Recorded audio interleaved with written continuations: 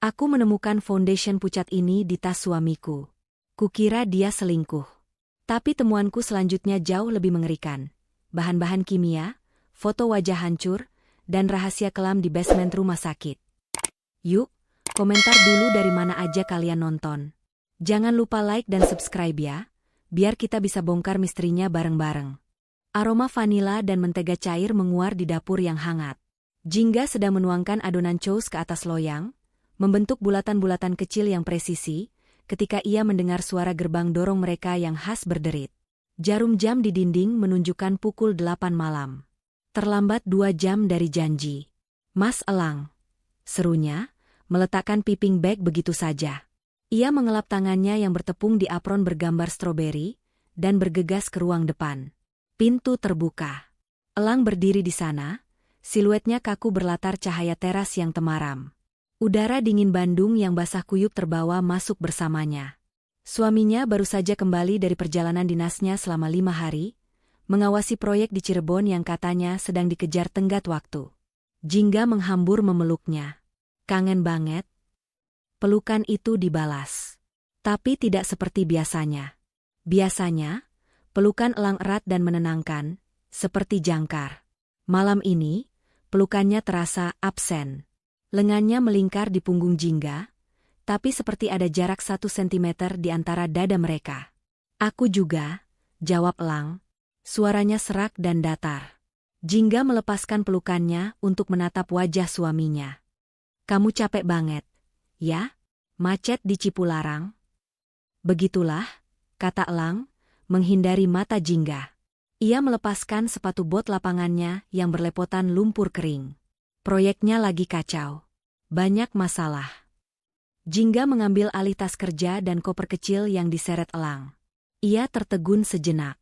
Kopernya tidak hanya berbau apek khas pakaian kotor. Ada aroma lain yang aneh, campuran antara tanah basah, hujan, dan sesuatu yang samar-samar seperti antiseptik. Kamu kok pucat banget, Mas? Sakit? Jingga mencoba lagi, meletakkan punggung tangannya di dahi Elang. Suaminya sedikit menghindar. Enggak, cuma capek. Aku mandi dulu. Elang tidak menunggu jawaban. Ia mengambil handuknya dan menghilang ke kamar mandi. Suara pancuran air langsung terdengar deras, seolah ia ingin segera membersihkan bukan hanya kotoran, tapi juga seluruh hari, atau mungkin seluruh minggu, dari tubuhnya. Jingga berdiri sendirian di ruang tamu mereka yang sejuk. Adonan chose-nya di dapur menunggu untuk dipanggang. Kehangatan rumah yang ia ciptakan seharian, dengan aroma kue, dengan lantunan musik jazz pelan, seketika terasa dingin oleh kehadiran Elang yang berjarak. Ini bukan lelah fisik. Jingga tahu apa itu lelah fisik. Lelah fisik adalah ketika Elang pulang, melempar tasnya, dan langsung tertidur di sofa sambil memeluk bantal, masih mengenakan kemeja kerjanya. Ini berbeda. Ini adalah kelelahan mental. Kelelahan yang membuat mata suaminya terlihat hampa dan bahunya turun, seolah menanggung beban yang tak terlihat. Makan malam yang sudah Jingga siapkan, sop buntut hangat dan perkedel jagung, hanya disentuh sedikit oleh Elang. Nggak nafsu makan, Yang? Maaf, katanya, mendorong piringnya. Aku mau langsung tidur. Kuenya udah jadi, kata Jingga pelan, menunjuk rak pendingin tempat krim puff berisi fla vanila tersusun rapi. Elang hanya tersenyum tipis. Senyum yang tidak sampai ke matanya. Besok aja, ya? Makasih. Malam itu, Jingga tidur membelakangi Elang. Suaminya itu langsung tertidur, atau pura-pura tertidur, dalam hitungan detik. Tapi napasnya tidak teratur. Dan untuk pertama kalinya dalam pernikahan mereka, Elang tidak menarik Jingga ke dalam pelukannya di tengah malam. Jingga memejamkan mata, berusaha mengabaikan perasaan ganjil yang mulai merayap di dalam hatinya. Dia cuma capek, katanya pada diri sendiri. Proyeknya berat. Besok juga kembali seperti biasa. Tapi ia tahu, sesuatu telah berubah. Keesokan paginya, Elang sudah berangkat bahkan sebelum Jingga bangun. Hanya ada secari kertas di meja makan, ada meeting darurat di kantor Bandung. Sarapan di jalan. Love you. Jingga menghela napas. Kantor Elang di Bandung hanya berjarak 20 menit dari rumah mereka di area Ciumbuleuit. Meeting jam berapa sampai harus berangkat sepagi ini tanpa pamit? Dengan perasaan yang masih mengambang, Jingga memutuskan untuk membereskan kekacauan dari kepulangan Elang semalam. Ia membuka koper suaminya, memisahkan pakaian kotor. Kemeja lapangan, kaos, celana jeans. Semuanya beraroma seperti yang ia cium semalam. Apek, tanah, dan antiseptik. Lalu ia beralih ke tas kerja Elang. Tas ransel berbahan kanvas tebal yang selalu dibawa suaminya kemana-mana. Ia membukanya untuk mengambil botol minum dan kotak makan yang mungkin tertinggal. Di kantong depan, di antara tumpukan kwitansi tol dan pulpen teknis, tangannya menyentuh sesuatu yang keras dan berbentuk kotak. Jingga mengeluarkannya. Itu sebuah compact foundation. Tapi ini bukan foundation biasa. Bukan merek mewah dengan kemasan cantik seperti yang Jingga miliki. Kemasannya polos, tebal, dan berat, berwarna hitam kusam. Mereknya tidak ia kenali. Jingga membukanya. Jantungnya serasa berhenti berdetak sepersekian detik. Isinya bukan bedak padat. Itu adalah krim yang sangat padat, hampir seperti lilin, berwarna pucat pasi. Benar-benar pucat. Seperti warna dinding pualam di lobi hotel mewah. Bukan warna kulit manusia yang Jingga kenal. Di sampingnya, terselip sebuah kuas kecil. Bukan kuas bedak yang lembut, tapi kuas tipling dengan bulu yang kaku dan rapat. Tangan Jingga gemetar. Ia seorang pembuat kue. Ia ahli dalam warna. Ia tahu gradasi ivory, beige, sand. Warna ini salah. Refleks, ia mencolek sedikit krim itu dengan ujung kukunya. Teksturnya tebal, berat, dan sangat oily, seperti dempul. Ia mencoba mengoleskannya di punggung tangannya. Foundation itu sama sekali tidak menyatu dengan kulitnya. Malah terlihat seperti lapisan cat tebal yang menutupi segalanya. Baunya pun aneh, bukan wangi kosmetik, melainkan bau kimia, seperti tanah liat basah. Ini punya siapa? Jingga berlari ke meja riasnya. Ia membandingkan benda itu dengan koleksi kosmetiknya. Jauh berbeda. Foundation miliknya ringan, wangi, dan warnanya hangat. Benda di tangannya ini terasa industrial, fungsional. Untuk apa Elang membawa ini? Pikiran pertamanya, tentu saja, wanita lain. Tapi wanita macam apa yang memakai foundation sepucat dan setebal ini? Seorang pemain teater? Seorang cosplayer? Pikiran Jingga berpacu liar. Apakah Elang, suaminya yang insinyur kaku dan logis itu, berselingkuh dengan seorang penghibur? Rasa mual naik ke tenggorokannya.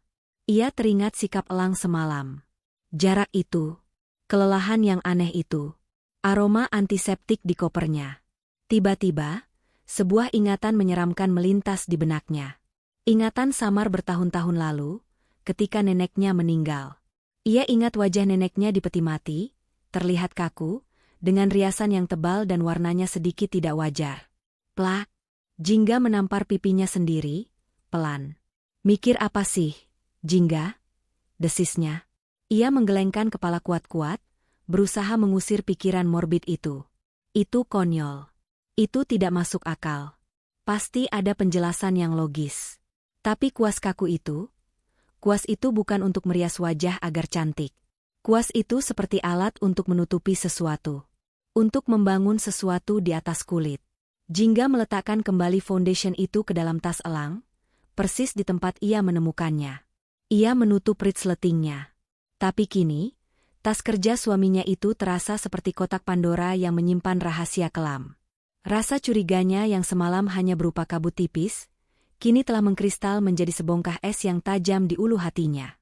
Kecurigaan adalah racun yang bekerja lambat. Sekali masuk ke dalam sistem, ia akan menggerogoti segalanya dari dalam. Jingga tidak bisa fokus pada pesanan kuenya hari itu. Adonan macaronnya gagal 2 kali. Pikirannya terus kembali ke palet pucat di dalam tas suaminya. Ia harus tahu lebih banyak. Sore itu, Jingga duduk di depan laptopnya, berpura-pura sedang merekap keuangan bisnis kue online-nya. Padahal, yang ia buka adalah aplikasi M-Banking dan riwayat e-wallet mereka yang terhubung untuk biaya rumah tangga. Jingga selalu mengagumi keteraturan Elang. Suaminya adalah pria yang logis, yang membagi pengeluaran dengan sangat rapi. Cicilan rumah, tagihan listrik, belanja bulanan, dana darurat. Semuanya jelas. Tapi saat Jingga menggulir riwayat transaksi Elang lebih jauh ke belakang, ia menemukan kejanggalan.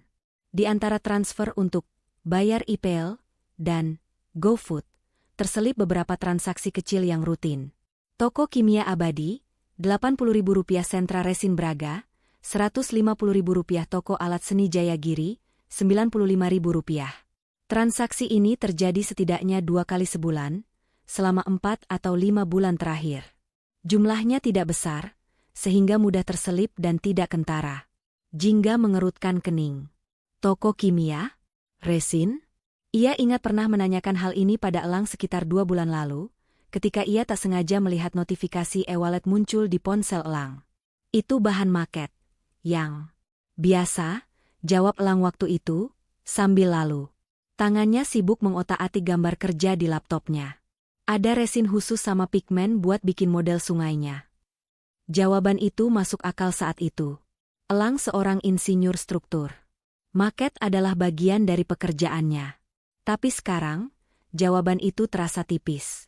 Proyek di Cirebon itu, setahunya, adalah proyek infrastruktur jembatan. Bukan bendungan. Dan kalaupun butuh bahan market, kenapa harus beli di toko kimia kecil di gang sempit, bukan di toko arsitektur besar yang jadi langganan kantornya? Dan kenapa rutin sekali? Jemari Jingga kembali bergerak di atas keyboard. Ia membuka Google dan mengetik nama-nama toko itu.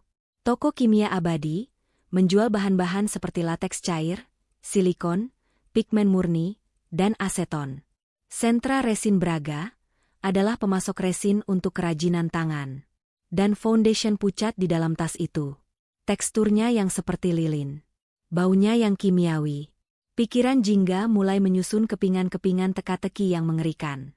Foundation tebal. Pigmen. Latex. Resin. Apa yang sedang dibuat oleh suaminya? Ia mencoba menghubungkannya dengan teori perselingkuhan. Apakah selingkuhannya seorang seniman patung? Atau pembuat topeng? Pikiran itu terasa konyol. Kemudian, sebuah hipotesis yang lebih gelap terbentuk. Bagaimana jika ini tidak ada hubungannya dengan wanita lain? Bagaimana jika ini sesuatu yang lain? Sesuatu yang ilegal? Sesuatu yang menyimpang? Riwayat pencarian Google Elang di laptop itu bersih. Terlalu bersih. Hanya berisi pencarian soal, gambar teknis jembatan, dan review restoran di Bandung. Seolah-olah seseorang telah rutin membersihkannya. Kecurigaan Jingga kini bercabang. Ia tidak hanya takut suaminya tidak setia. Ia mulai takut pada apa yang sebenarnya dilakukan suaminya di luar sana. Malam itu, Elang pulang lebih larut. Pukul 11. Alasannya, menutup laporan bulanan di kantor. Ia mandi, berganti pakaian, dan langsung naik ke tempat tidur. Ia memunggungi Jingga, seperti malam sebelumnya. Jingga pura-pura sudah tertidur. Ia menahan napas, mendengarkan deru napas suaminya. Butuh waktu hampir 1 jam sampai napas Elang terdengar cukup teratur, menandakan ia sudah terlelap. Tapi Jingga tidak bisa tidur. Pikirannya terlalu penuh. Toko kimia. Foundation pucat. Jarak yang diciptakan Elang. Pukul 2 pagi. Udara Bandung terasa menusuk tulang. Tiba-tiba, sebuah getaran pelan terasa di meja nakas di sisi Elang. Ponselnya. Jingga membuka matanya dalam kegelapan. Elang terbangun dalam sepersekian detik. Gerakannya terlalu cepat untuk orang yang sedang tidur nyenyak. Ia tidak meraba-raba. Tangannya langsung menyambar ponsel itu, seolah ia memang sudah menunggunya. Ia melirik ke arah Jingga. Jingga segera memejamkan mata, mengatur napasnya agar terdengar seperti orang tidur. Elang beringsut turun dari tempat tidur. Ia tidak menyalakan lampu. Ia berjalan pelan ke arah pintu kaca, membukanya sedikit, dan melangkah keluar ke balkon. Ia menutup pintu kaca itu kembali, menyisakan celah yang sangat sedikit. Jingga menunggu 1 menit. Jantungnya berdebar kencang. Dengan gerakan sepelan mungkin, ia turun dari tempat tidur, menahan derit ranjang. Ia berjinjit di atas lantai kayu yang dingin, mendekati celah pintu kaca itu. Ia bisa mendengar suara suaminya. Suara Elang rendah, tegang, dan mendesak. Sudah dicoba? Hening sejenak. Tidak, jangan dipaksa. Suhunya harus dijaga.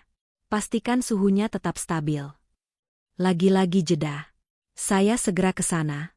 Jangan sentuh apa-apa lagi sampai saya datang. Beri saya 30 menit. Panggilan ditutup. Jingga buru-buru kembali ke tempat tidur, menarik selimut sampai ke dagu.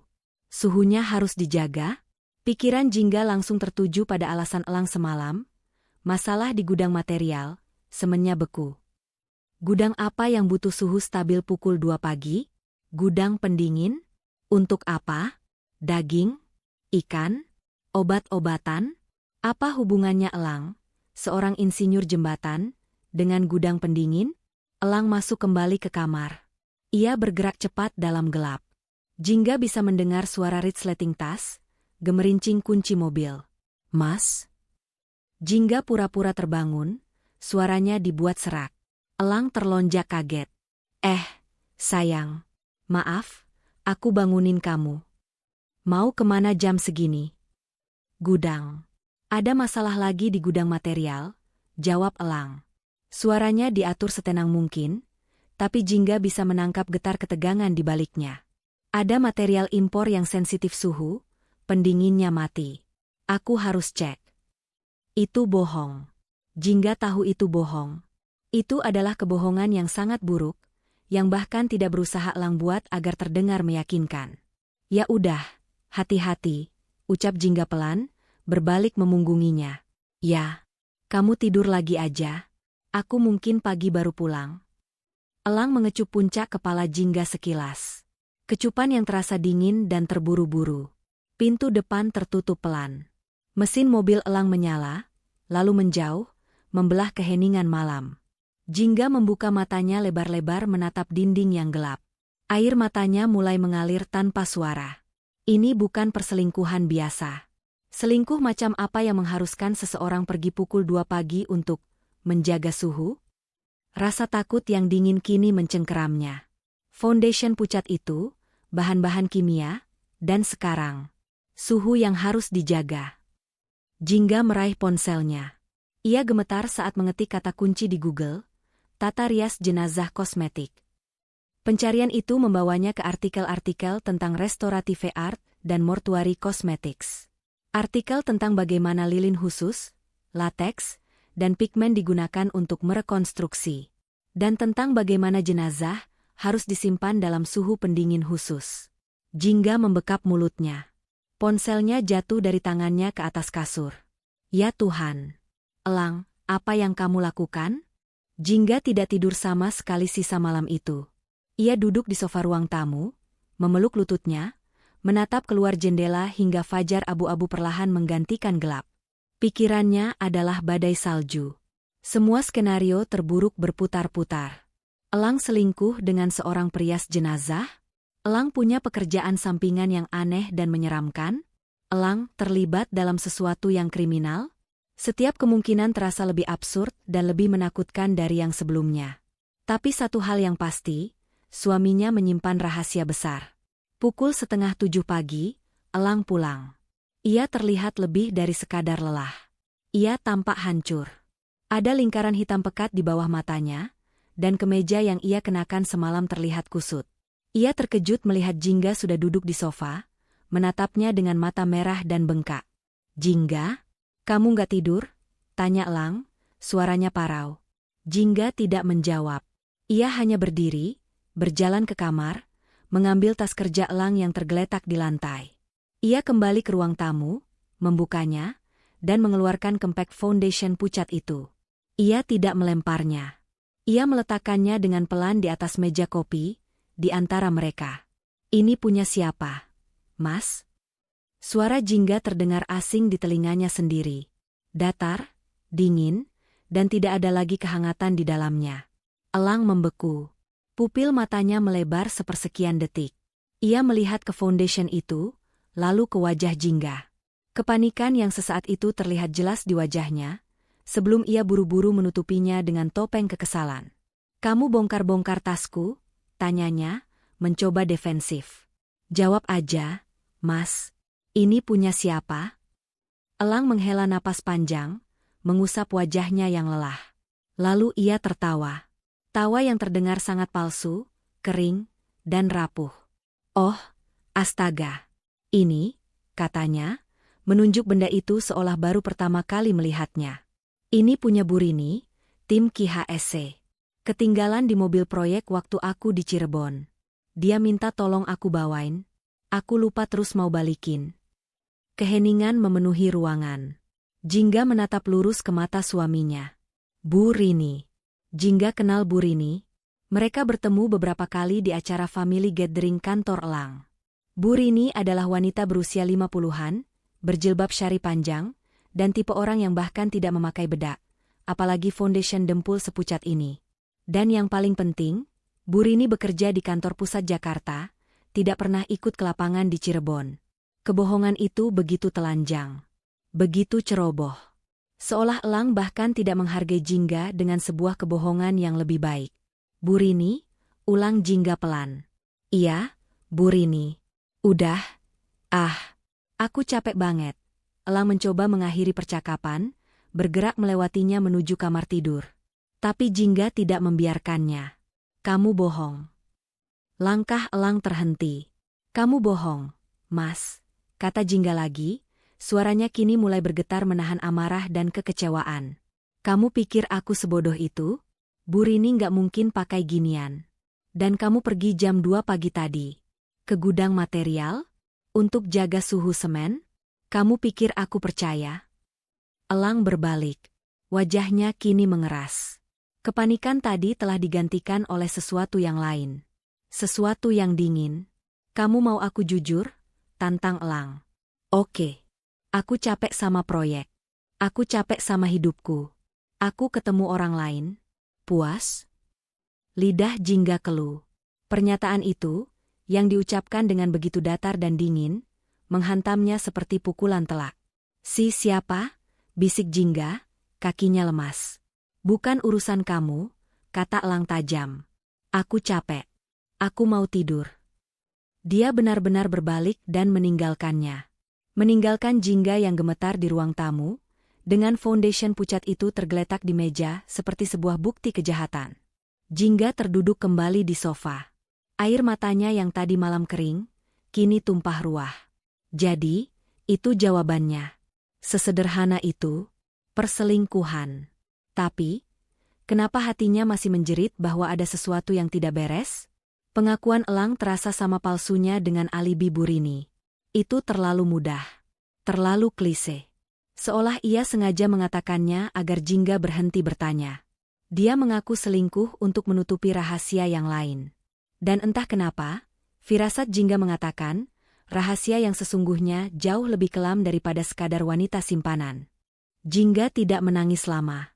Rasa sakit hati akibat pengakuan Elang yang dingin itu memang menusuk, tapi dengan cepat tergantikan oleh sesuatu yang lain, amarah. Dan di bawah amarah itu, ada firasat yang bergejolak. Pengakuan Elang tidak terasa benar. Rasanya seperti sebuah pintu darurat yang sengaja ia buka agar Jingga berhenti menggedor pintu utama. Seorang suami yang mengaku selingkuh tidak akan setenang itu. Mereka akan marah, defensif, atau merasa bersalah. Elang hanya terlihat lelah dan dingin. Seolah ia sedang membacakan naskah. Tidak. Foundation pucat itu, toko kimia, dan panggilan telepon jam 2 pagi tentang suhu. Semua itu tidak ada hubungannya dengan perselingkuhan biasa. Elang tidak pulang malam itu. Ia mengirim pesan singkat pukul 9 pagi, "Aku butuh waktu. Menginap di apartemen teman." Bagus. Justru itu yang Jingga butuhkan. Waktu. Jika laptop kantor Elang terlalu bersih, maka laptop pribadinya mungkin menyimpan cerita yang berbeda. Sebuah laptop gaming tua berwarna hitam yang biasa Elang gunakan untuk hobi desain 3D-nya, kini tergeletak di ruang kerja. Jingga menyalakannya. Tidak ada kata sandi. Elang selalu percaya padanya. Ironis.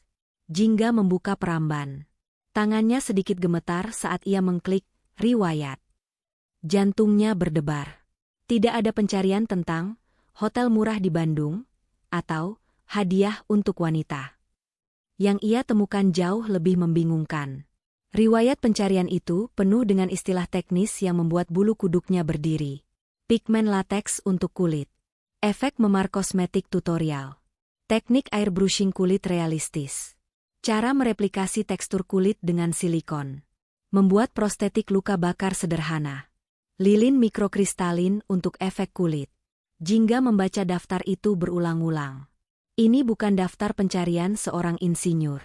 Ini juga bukan daftar pencarian seorang pria yang sedang berselingkuh. Kecuali, selingkuhannya adalah seorang seniman efek khusus film horor. Pikiran itu melintas, tapi cepat-cepat ia tepis. Ini terasa personal. Ini terasa rahasia. Digabungkan dengan foundation pucat yang teksturnya seperti dempul, Jingga merasa mual. Pengakuan Elang semalam adalah kebohongan. Kebohongan yang dirancang untuk menutupi sesuatu yang jauh lebih aneh, dan mungkin jauh lebih mengerikan. Rasa takutnya kini berubah arah. Ia tidak lagi takut kehilangan suaminya karena wanita lain. Ia mulai takut pada suaminya. Jingga mematikan laptop itu. Pikiran rasionalnya menyuruhnya berhenti. Berhenti mengaduk-aduk sesuatu yang jelas-jelas tidak ingin ditemukan. Tapi hatinya, yang sudah terlanjur dipenuhi kecurigaan, menuntut bukti fisik. Ia mengambil kunci mobilnya. Ia harus melihatnya sendiri. Ia mengemudi ke salah satu alamat dari riwayat transaksi Elang, toko kimia abadi. Alamat itu membawanya ke area perdagangan lama di dekat Otista. Bukan toko bangunan modern. Ini adalah sebuah ruko tua di gang yang sempit, terjepit di antara toko onderdil motor dan grosir plastik. Begitu Jingga mendorong pintu kaca yang kotor, aroma kimia yang menyengat, campuran aseton, terpentin, dan sesuatu yang manis seperti resin, langsung menyerbu hidungnya. Di dalam, rak-rak besi berkarat menjulang ke langit-langit, dipenuhi botol-botol kaca coklat, kaleng-kaleng logam tanpa label, dan kantong-kantong bubuk aneka warna. Seorang pria tua berkacamata tebal mendongak dari balik meja kasir yang penuh debu. "Cari apa, Neng?" Jingga ragu-ragu. Saya cari bahan buat maket. Kata suami saya ada di sini." Pria itu mengernyit. "Maket? Maket apa? Di sini kebanyakan buat kerajinan fiber, Neng. Atau ya, yang lain-lain." Jingga memberanikan diri. "Suami saya namanya Elang. Dia insinyur. Orangnya tinggi, rapi, biasa pakai kemeja lapangan." Mata pria tua itu berbinar sedikit. "Oh, Mas insinyur itu. Iya, tahu saya. Sering kesini dia. Tumben ibunya yang datang." Jantung Jingga berdebar kencang. "Iya, Pak. Dia lagi sibuk. Dia titip, Jingga buntu, ia tidak tahu harus berkata apa. "Biasanya Mas Elang beli lilin," kata pria itu, mencoba membantu. "Lilin mikrokristalin. Kadang beli lateks cair sedikit. Sama pigmen." "Pigmen?" "Iya, pigmen warna. Katanya buat detail maket biar realistis." Pria itu menunjuk rak di belakangnya, penuh toples-toples kecil berisi bubuk. Dia paling sering beli yang warna-warna kulit. Beige, ivory, kadang ada yang pink sedikit. Aneh juga buat maket jembatan, tapi ya mungkin dia seniman juga. Lilin mikrokristalin. Pigmen warna kulit. Lates. Jingga teringat foundation di tas Elang. Teringat riwayat pencarian, replikasi tekstur kulit. Semua ini bukan untuk maket jembatan. Semua ini untuk membuat kulit tiruan? Atau untuk memperbaiki sesuatu pada kulit? Jingga membayar sebotol lem kayu yang ia ambil asal-asalan, hanya untuk basa-basi. Ia keluar dari toko itu dengan tangan dingin. Perasaan tidak nyaman kini telah berubah menjadi ketakutan yang nyata. Jingga merasa seperti orang gila. Ia butuh pegangan. Ia butuh seseorang untuk diajak bicara. Ia menelepon Livia, sahabatnya, dan mengajaknya bertemu di sebuah kafe di Dago. Ia tidak berniat menceritakan semuanya. Ia hanya butuh melihat wajah normal, mendengar obrolan normal tentang tas diskon atau serial drama terbaru. "Muka lo kusut banget, Jing," komentar Livia begitu Jingga duduk, bahkan sebelum memesan. "Kayak belum tidur 3 hari. Lo berantem sama Elang?" Jingga hanya tersenyum tipis, memesan green tea latte tanpa selera. "Udahlah," kata Livia, mencoba menghibur. "Cowok emang gitu. Ngomong-ngomong soal Elang, aku kemarin lusa lihat dia, lo." Tapi kok aneh, ya? Seluruh indera Jingga langsung menajam. Gelas di tangannya berhenti bergerak. Lihat di mana? Di rumah sakit Santosa. Aku lagi jenguk saudaraku yang lahiran. Pas mau ke parkiran, aku lihat Mas Elang keluar dari lift basement. Basement? Iya. Lift yang buat umum, tapi di basement bawah banget. Yang area parkir belakang, dekat tahukan dekat kamar jenazah itu. Jantung Jingga serasa berhenti berdetak. Dia nggak sendirian. Lanjut Livia, tidak menyadari perubahan di wajah sahabatnya. Dia lagi ngobrol serius banget sama ibu-ibu. Kayak perawat senior gitu, pakai seragam, tapi rapi banget. Kayak kepala perawat atau apalah. Ibu-ibu? Muda? Cantik? Tanya Jingga, suaranya tercekat. Bukan. Udah umur 50-an kayaknya. Serius banget mukanya. Aku panggil, Mas Elang. Dianya kayak kaget gitu lihat aku. Cuma senyum kaku, terus buru-buru pamit pergi sama ibu itu. Aneh, kan? Ngapain insinyur di basement rumah sakit dekat kamar jenazah? Panggilan telepon jam 2 pagi. Pastikan suhunya terjaga. Foundation pucat. Riwayat pencarian, efek memar. Toko kimia. Dan sekarang basement rumah sakit. Kamar jenazah. Semua kepingan teka-teki itu kini menyatu, membentuk sebuah gambaran yang begitu mengerikan hingga Jingga merasa ingin muntah di atas meja kafe. Jing? Jing? Lo kenapa? Pucat banget. Jingga tidak bisa menjawab. Ia hanya menggeleng, meraih tasnya, dan berlari keluar dari kafe, meninggalkan Livia yang kebingungan. Jingga memarkir mobilnya di garasi dengan sembarangan. Ia berlari masuk ke rumah. Rumah mereka yang dulu terasa hangat, kini terasa dingin dan penuh rahasia. Ada satu tempat di rumah ini yang belum ia sentuh. Satu pintu di ujung lorong. Ruang kerja kecil Elang. Tempat suaminya menyimpan maket, cetak biru, dan semua peralatan tekniknya. Dulu, pintu itu tidak pernah dikunci. Jingga sering masuk untuk membersihkannya atau sekadar melihat miniatur jembatan yang sedang dibuat Elang.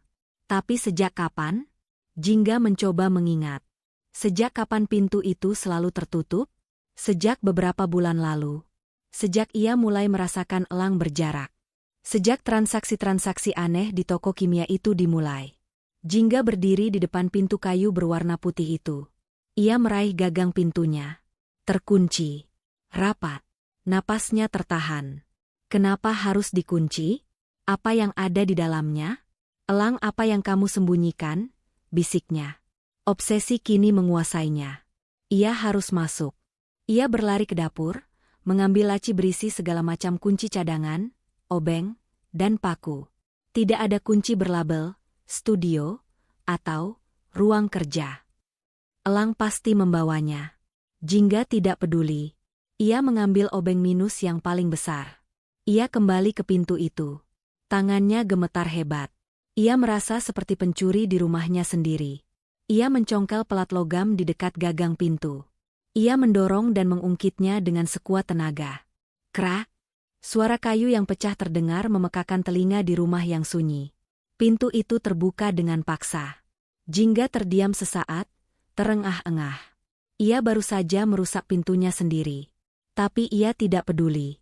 Ia mendorong pintu itu hingga terbuka lebar. Jingga menyalakan lampu. Awalnya, ia merasa bersalah. Ruangan itu tampak normal.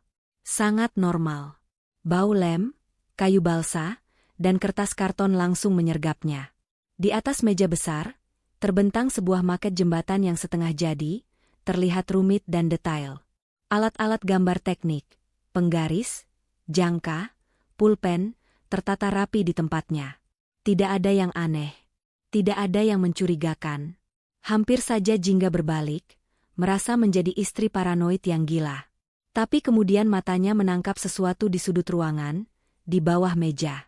Ada tumpukan besar kertas kalkir, kertas gambar transparan, dan gulungan cetak biru yang ditumpuk di lantai, seolah sengaja menutupi sesuatu. Jingga berjongkok. Kenapa kertas-kertas itu diletakkan di lantai, bukan di rak? Ia memindahkan tumpukan kertas itu satu persatu. Di baliknya, tersembunyi, Ada sebuah hard case aluminium berwarna perak. Koper kokoh seperti yang biasa dipakai untuk menyimpan peralatan musik atau kamera mahal. Koper itu terkunci dengan 2 gembok kombinasi kecil. Jantung Jingga serasa diremas. Ini dia. Dia tidak perlu obeng lagi. Ia menyeret koper itu keluar. Ia tidak tahu kodenya. Tapi ia tahu Elang. Suaminya itu logis, tapi juga sentimental. Ia mencoba tanggal lahirnya. 1206 tidak terbuka. Tanggal lahir Elang. 0511 tidak terbuka. Tanggal pernikahan mereka. 2008. Klik. Gembok itu terbuka. Tangan Jingga gemetar begitu hebat, hingga ia kesulitan membukanya. Akhirnya, ia berhasil membuka kedua pengaitnya dan mengangkat tutup koper itu. Isinya membuat napasnya tercekat. Ini adalah laboratorium mini. Koper itu berisi lapisan busa yang dipotong rapi. Di dalamnya, ada lebih banyak compact foundation dengan warna-warna yang mustahil, pucat pasi, kebiruan, kehijauan, bahkan ungu. Ada botol-botol cairan kimia kecil dengan label tulisan tangan, aseton, perekat lateks, pencair lilin. Ada palet-palet logam. Ada spons dalam berbagai bentuk.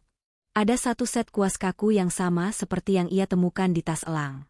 Dan di bawah lapisan busa itu, ada sebuah map plastik tipis.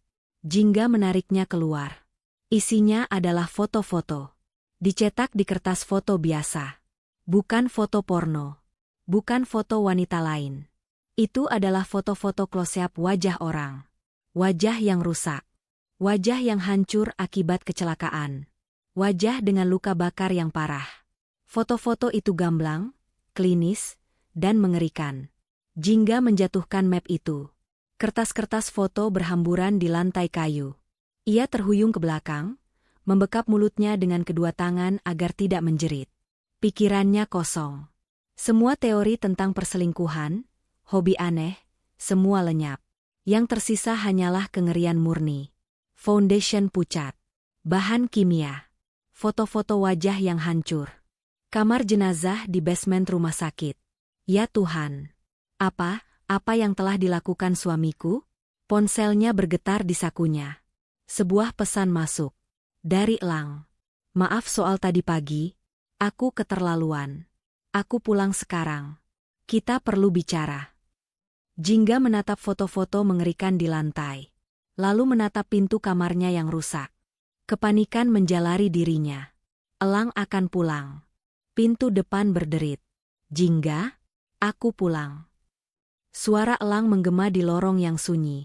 Jingga masih berlutut di lantai ruang kerja, dikelilingi oleh foto-foto mengerikan dan peralatan aneh dari koper aluminium itu. Ia tidak bisa bergerak. Kakinya seperti terpaku di lantai kayu. Ia mendengar langkah kaki Elang di lorong. Cepat, sedikit cemas. Jingga, kamu di mana? Langkah kaki itu terhenti di ambang pintu ruang kerja. Keheningan yang tiba-tiba terasa lebih memekakan daripada teriakan.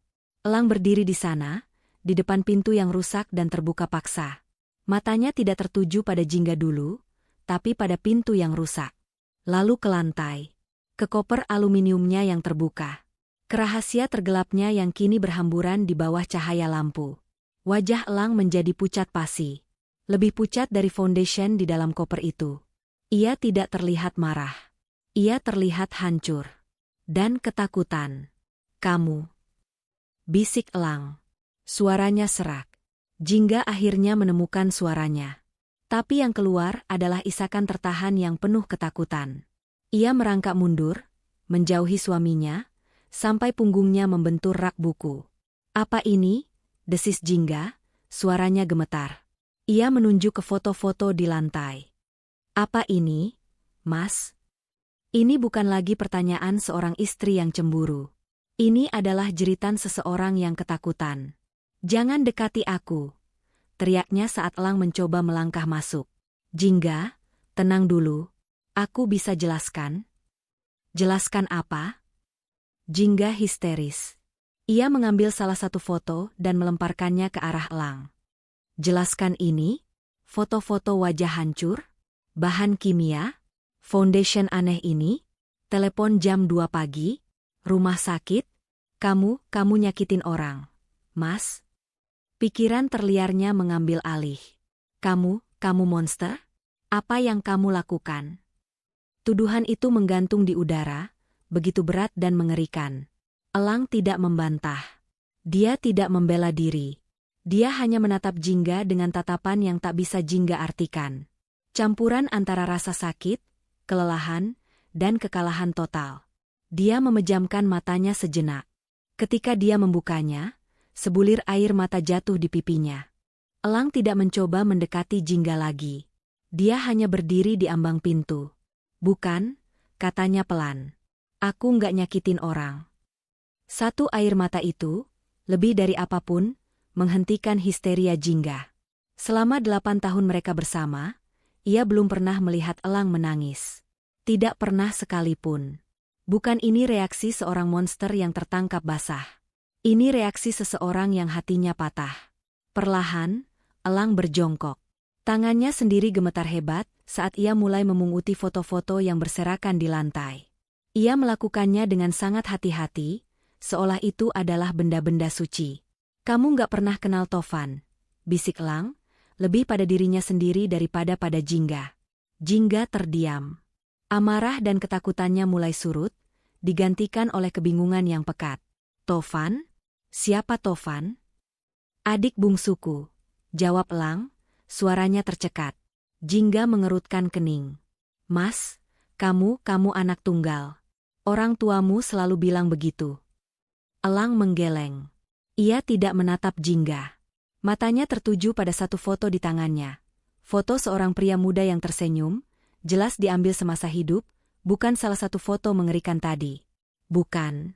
Aku punya adik. Tovan. Dia meninggal.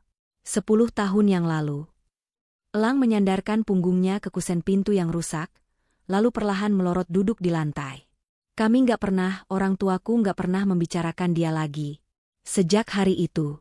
Terlalu sakit. Elang menarik napas dalam-dalam, napas yang terdengar bergetar. Dia baru berumur 20 tahun. Masih kuliah. Dia hobi naik gunung. Dan dia jatuh. Jatuh ke jurang di Gunung Ciremai.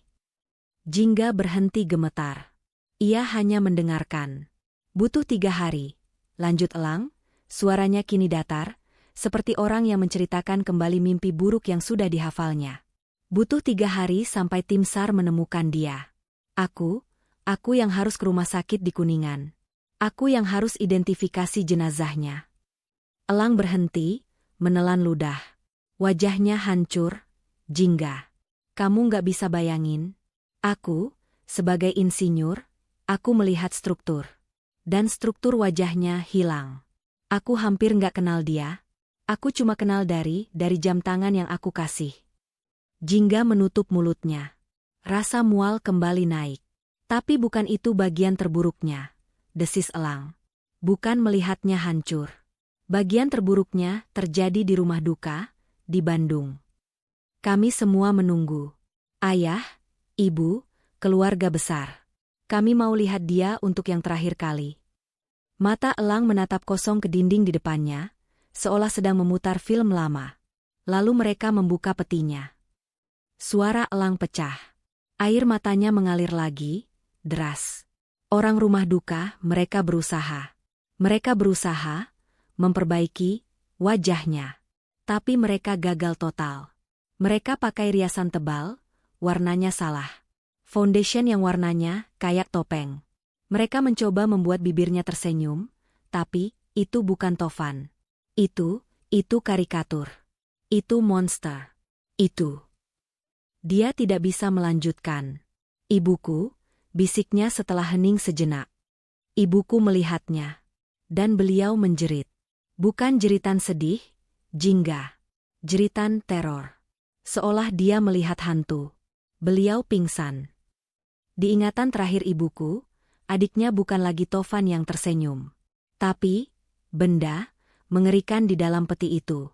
Trauma itu merusak segalanya. Merusak perpisahan kami. Elang akhirnya menoleh menatap Jingga, matanya merah dan penuh luka. Jeritan itu. Aku nggak pernah bisa melupakannya. 10 tahun, Dan aku masih mendengarnya setiap malam sebelum tidur. Elang mengusap air matanya dengan kasar. Sejak hari itu, katanya dengan suara yang lebih kuat, aku bersumpah. Aku bersumpah, gak akan ada lagi ibu yang menjerit seperti itu. Gak akan ada lagi keluarga yang kenangan terakhirnya dirusak. Gak akan ada lagi. Dia bangkit berdiri. Dia berjalan ke koper aluminium itu.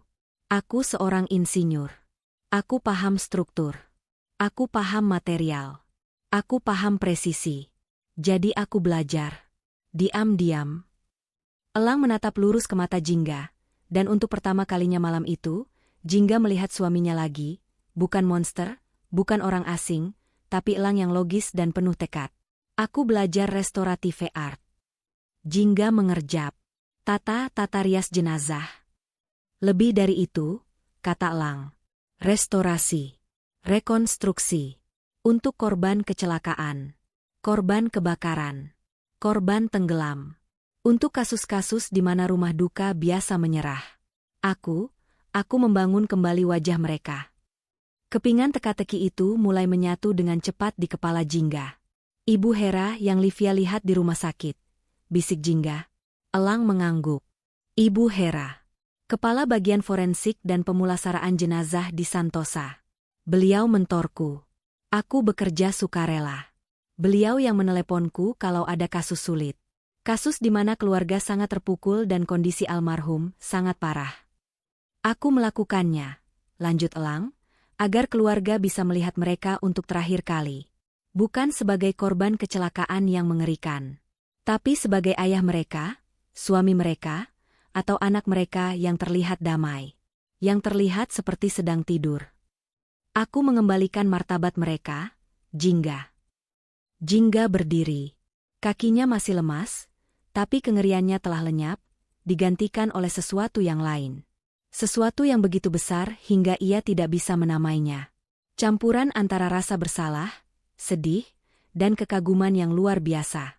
Elang membuka koper itu lagi. Kali ini, dia yang menunjukkannya pada Jingga.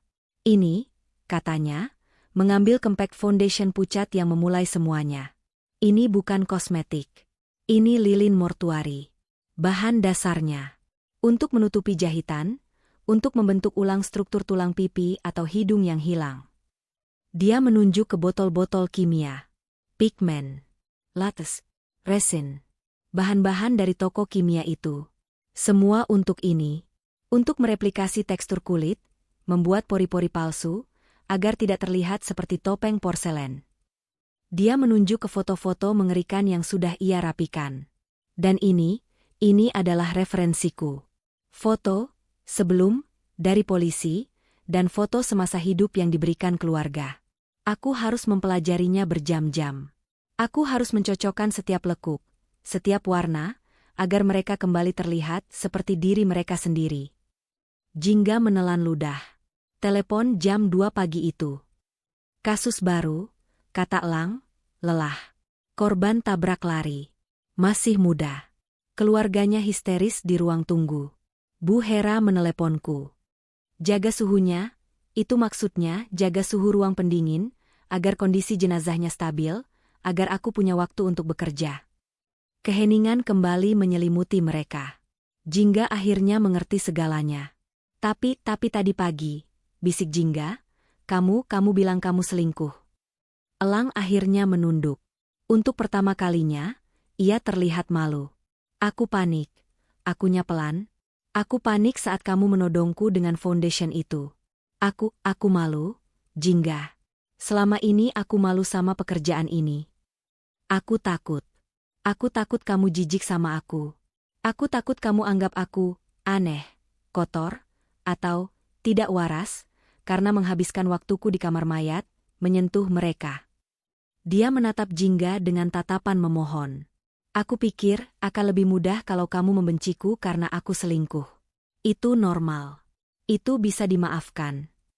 Daripada, lanjutnya dengan suara tercekat, daripada kamu takut padaku karena rahasiaku ini. Jingga menatap suaminya. Insinyur yang kaku. Pria logis yang menghitung struktur jembatan. Yang ternyata, di malam hari, diam-diam, menjadi seorang seniman yang menyembuhkan luka keluarga lain, sambil membawa lukanya sendiri yang tak kunjung sembuh. Dia tidak jijik. Dia tidak takut. Jingga melangkah maju. Dia mengambil tangan Elang, tangan kokoh yang biasa memegang pulpen teknis, tangan yang sama yang ternyata bisa merekonstruksi wajah dengan begitu lembut. Jingga membawa tangan itu ke pipinya. "Hanga, maafkan aku," bisik Jingga. Air matanya kini mengalir untuk alasan yang sama sekali berbeda. "Maafkan aku, Mas." Beberapa hari setelah malam pengakuan itu, udara di rumah mereka terasa berbeda.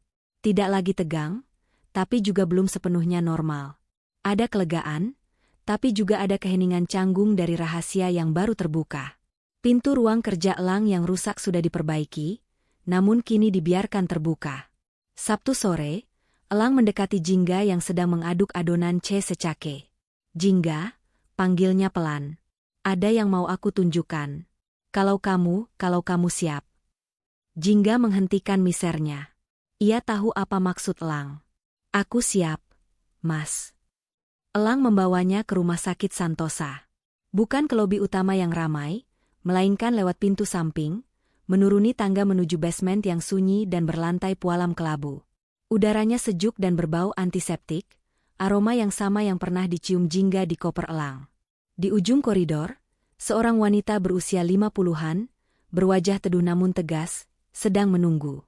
Seragamnya rapi, jilbabnya tersemat sederhana. "Jingga, kenalkan," kata Elang.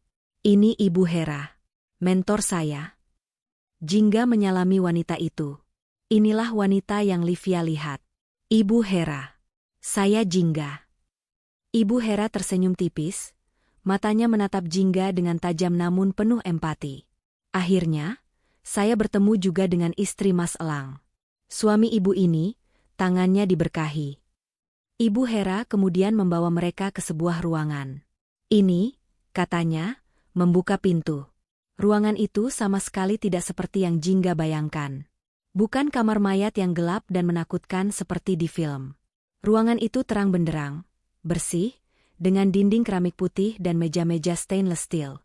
Lebih mirip laboratorium atau ruang operasi daripada tempat yang menyeramkan. "Ini, studio saya," bisik Elang. Ibu Hera seolah mengerti ketakutan Jingga. "Banyak orang mengira pekerjaan kami ini menakutkan, Bu Jingga. Tapi bagi kami, ini adalah bentuk penghormatan terakhir." Ibu Hera menunjuk ke sebuah foto yang tertempel di papan buletin, foto seorang kakek yang tersenyum di hari pernikahan putrinya.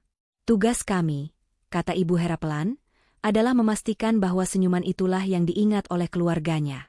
Bukan luka dari hari terakhirnya. Dan suami ibu, dia seniman terbaik yang pernah saya temui." Jingga menatap koper aluminium Elang yang kini diletakkan di atas salah satu meja. Melihatnya di sini, di tempat yang seharusnya, koper itu tidak lagi terlihat mengerikan. Itu adalah kotak peralatan seorang seniman. Rasa takutnya menguap, digantikan oleh gelombang kekaguman yang begitu dalam. Jingga kini mengerti. Dia mengerti kelelahan Elang yang bukan sekadar lelah fisik. Dia mengerti aroma antiseptik yang dibawa suaminya pulang. Dia mengerti panggilan telepon jam 2 pagi. Itu adalah panggilan tugas. Panggilan untuk memberi kedamaian pada orang lain. Elang tidak lagi menyembunyikan panggilannya. Jika teleponnya berdering di tengah malam, dia akan bangun, mencium kening Jingga, dan berkata, "Aku ada proyek yang..." Dan Jingga akan menjawab, "Hati-hati, Mas." Dukungan Jingga tidak hanya berhenti di situ. Sebagai seorang pastry chef, bahasa cintanya adalah makanan. Ia tahu Elang, Ibu Hera, dan staf kamar jenazah lainnya bekerja di jam-jam yang tidak manusiawi, di tempat yang sering dilupakan orang. Suatu malam, saat Elang bersiap-siap berangkat, Jingga memasukkan sebuah kotak besar ke dalam tasnya. "Apa ini?" tanya Elang. "Bolu pandan. Masih hangat. Buat Mas dan teman-teman di sana. Biar nggak ngantuk." Elang terdiam. Ia membuka kotak itu. Aroma pandan dan keju yang hangat menguar. Sesuatu yang begitu hidup, begitu hangat, di tengah pekerjaannya yang sunyi dan dingin. Sejak saat itu, Jingga selalu membekali Elang. Entah itu krim puff, cinnamon roll, atau sekadar roti sobek. Kue untuk para penjaga malam, begitu ia menyebutnya. Itu adalah caranya untuk ikut hadir. Caranya untuk membawa sedikit kehangatan dari dapur mereka ke ruang sunyi di basement rumah sakit. Itu adalah caranya merawat suaminya, dan merawat orang-orang yang membantu suaminya melakukan pekerjaan mulia itu. Bagi Elang, kotak kue itu adalah segalanya. Itu adalah simbol penerimaan. Tembok rasa malu yang ia bangun selama bertahun-tahun di sekitar rahasianya, kini telah runtuh sepenuhnya. Suatu sore, Elang terlihat frustrasi di ruang kerjanya. Pintu itu kini selalu terbuka. Jingga masuk membawa 2 cangkir teh hangat. "Kenapa, Mas?" Elang menghela napas, menunjuk ke sebuah foto pria paruh baya yang tersenyum. Di sebelahnya, ada palet logam tempat ia mencoba mencampur pigmen dan lilin mortuari. "Sulit," keluhnya. "Warnanya nggak mau hidup. Aku bisa meniru strukturnya, tapi ronanya selalu terlihat pucat. Terlalu kuning. Nggak natural." Jingga duduk di sebelahnya. Ia mengamati foto itu, lalu mengamati racikan Elang. "Kamu insinyur, Mas," kata Jingga sambil tersenyum lembut. "Kamu berpikir soal struktur. Aku pembuat kue. Aku berpikir soal warna." Jingga mengambil alih palet itu. Ia melihat tumpukan bubuk pigmen murni yang dibeli Elang dari toko kimia.